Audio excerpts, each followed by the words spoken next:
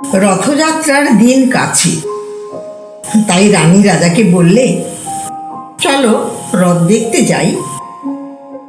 রাজা বললে, আচ্ছা।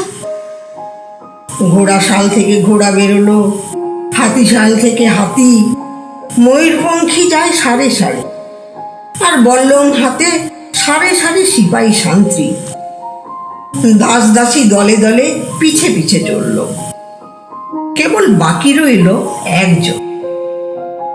রাজবাড়ির ঝাঁটার কাঠি কুড়িয়ে আনা তার কাজ। সর্দার এসে দয়া করে তাকে বললে, ওরে তুই যাবি তো, আয়। সে হাত জোড়ো করে বললে, আমার যাওয়া ঘটবে না।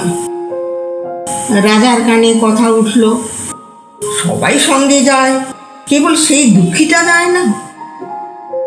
রাজা দয়া করে মন্ত্রীকে বললে, ওকেও ডেকে নিও। রাস্তার ধারে তার বাড়ি।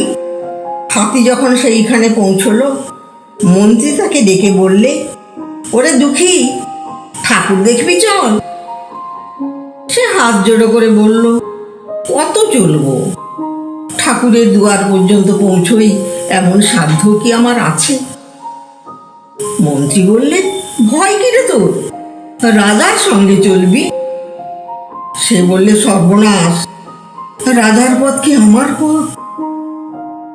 মন্ত্রী বললে, তবে তোর উপায়? তোর ভাগ্যে কি রথযাত্রা দেখা ঘটবে না? সে বললে, ঘটবে বই কি, ঠাকুর তো রথে করেই আমার দুয়ারে আসেন।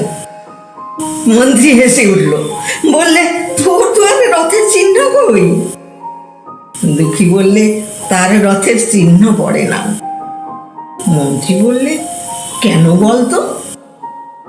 দুঃখী বললে, তিনি যে আসেন পুষ্পক রথে। মন্ত্রী বললে, কই রে সেই রথ?